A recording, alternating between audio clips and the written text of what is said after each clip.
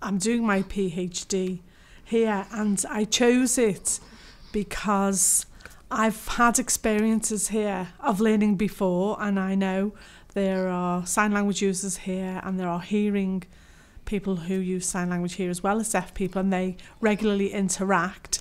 And so I became very interested in that interaction among sign language users, and I'm researching the cultural behaviours and the identity and backgrounds of the people and what they bring to the communicative event.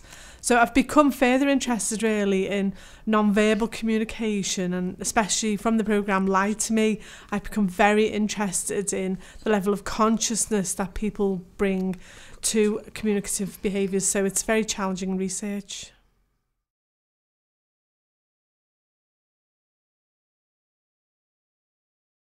I think the problems, well, certainly the challenge, one of the challenges has been juggling, studying and working full time. I do sometimes feel like I'm literally spinning plates on the end of sticks. I think the way I manage that is by being mindful of the time that I can dedicate towards my study and the time I can dedicate towards my teaching.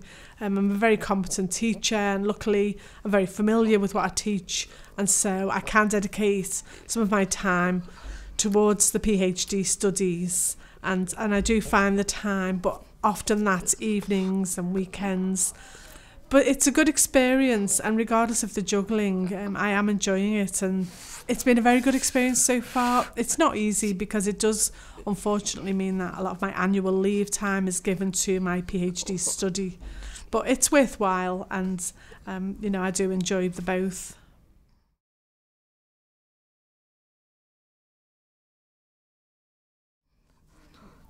I'd say two main benefits really.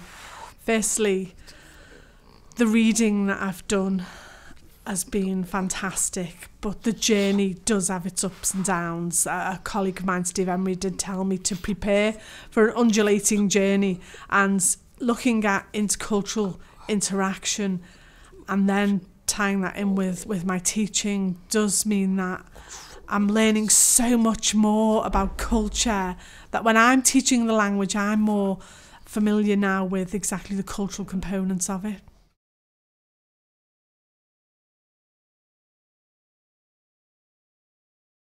Before I began my research, I think, my expectations were that I would come up with a solution to, my topic, and I wasn't expecting it to be such an undulating journey really.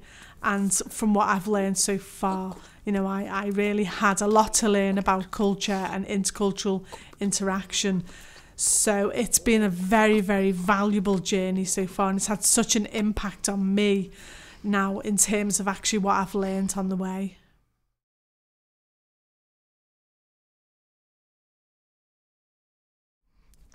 So when I look at the PhD and what it's given me now as a lecturer, that is extremely valuable. I'm more confident now when I'm teaching in my knowledge of the subject, and also I'm teaching learners and I'm learning myself, and I'm more able to empathise with them as learners. And so I think it's given me a lot to take towards my career. I now am more aware of cultural behaviours in the classroom and of discourse issues, and so I think what's of primary importance here is that I'm able to apply what I'm learning to my teaching. In terms of the future, I really would like to see more workshops set up, and I've got ideas for how my research can be applied in industry in terms of companies who are employing deaf people, and what this can do for them in terms of how they manage the intercultural interaction there.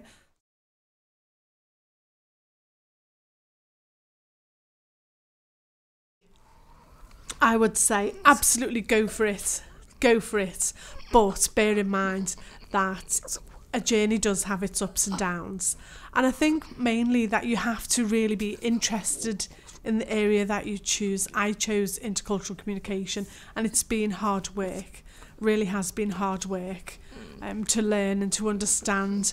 But I think if you have a natural interest in it, you will be more motivated. And I think the most important thing is find your peer network, find your network so that you can discuss your research and have a natural peer research network for the people you can talk to.